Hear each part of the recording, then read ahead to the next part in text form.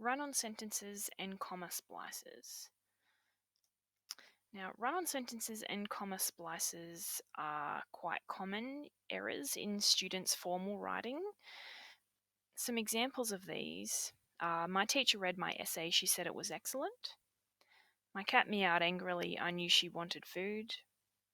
The storm came, caused horrendous damage, we had to move out while the roof was replaced. Now, if we're just writing an email or having a conversation with someone, sentences like this are perfectly fine, but they're not grammatically correct sentences, and therefore we shouldn't be using them in our essays. Now, run-on sentences contain multiple independent clauses that aren't joined correctly, or too many clauses in the one sentence that make it difficult to understand. My teacher read my essay, she said it was excellent. Now, this is a run-on sentence because what we have here is one independent clause with my teacher read my essay.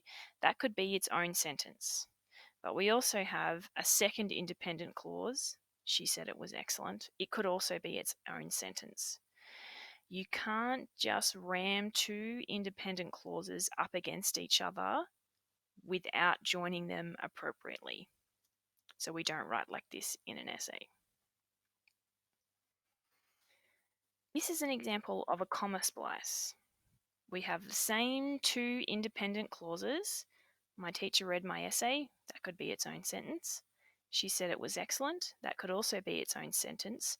But this time we have a comma joining them. This is a comma splice. Again, this is not an appropriate way to join two independent clauses to make a grammatically correct sentence.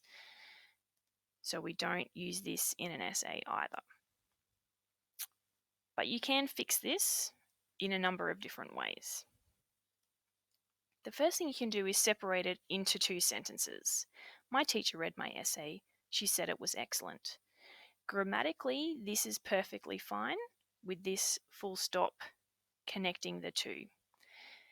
However, if you write a whole essay with short sentences like this, where each one contains only one idea, it's really boring to read and it prevents you from demonstrating a more sophisticated understanding of how those ideas link together, how some ideas affect other concepts, for example. So you have some other options too. You can insert a simple conjunction like, my teacher read my essay and she said it was excellent. That simple conjunction shows the connection between the two ideas. You can also connect them with a semicolon.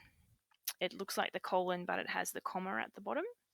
My teacher read my essay. She said it was excellent.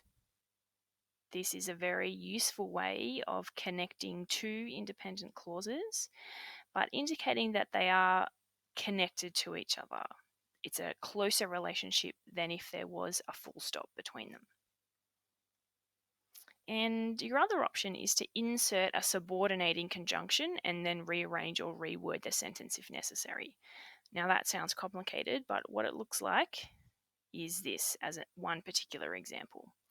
After reading my essay, my teacher said it was excellent. So we still have the main, or one of the main ideas here as an independent clause. My teacher said it was excellent. That's the point this person is trying to make. The essay is great. By inserting after, this is our subordinating conjunction, it turns this clause, the fact that the teacher has read the essay already, into a dependent clause. This after subordinates this clause to the most important one. But the after indicates that this first clause is connected to the second one.